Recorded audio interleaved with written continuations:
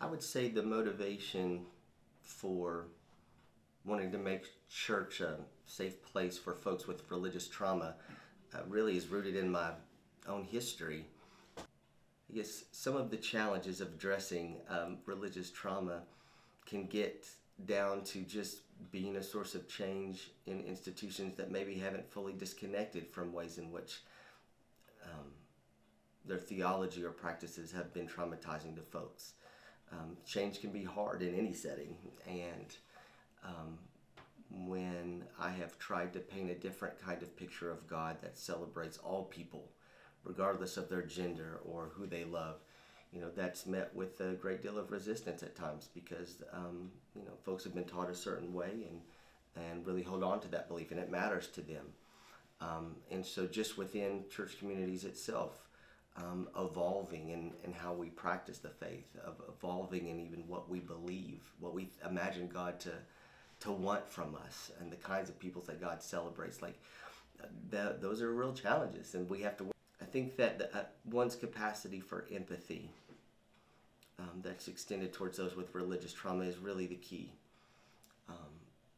Rather than, it would be very easy for someone who is a pastor of a church, talking with someone who has very sort of negative things to say about church just writ large, has broad generalizations about church in any form, in any place, because of their specific experiences that were harmful to them in a church.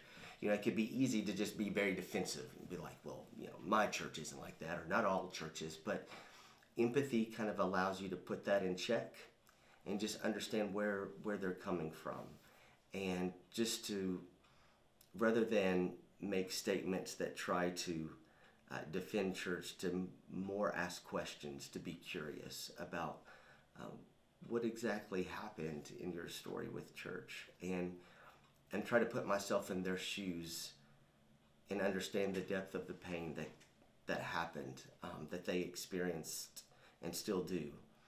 And then that begins to open up a kind of trust. If you're just curious about them, that shows I love you as my neighbor more than I love a particular institution that I'm willing to protect, even while I'm not willing to fully listen to you. It actually says, no, I want to listen to you because I see you're a person in pain and I can feel it. And if you're willing to share with me, I want to listen. So empathy is the first step to connecting with people and building some trust. Because the only way someone with religious trauma will trust you is if they get a sense that you're actually interested in them, that you actually care for them. And that's not just true for people with religious trauma, but anybody. I think humility plays a huge role in rebuilding trust, because for one, I'll just speak of my own experience. Part of what I have had to learn as a church leader is not just how to find healing with my own pain that has come from church spaces, but I've had to learn the kind of humility to recognize that I have been not just on the receiving end, but on the other end of inflicting harm as a church leader.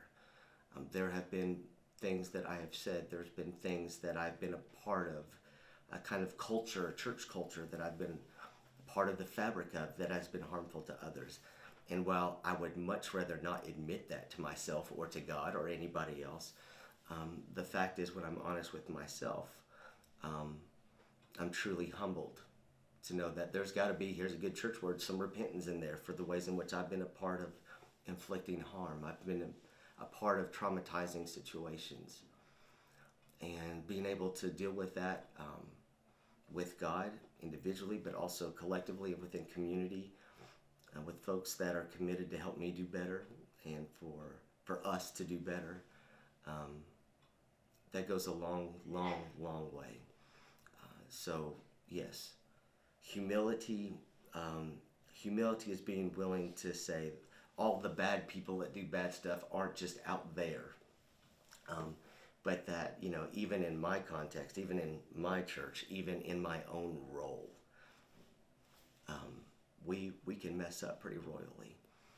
And if we're willing, people can help us see it, and then we can help.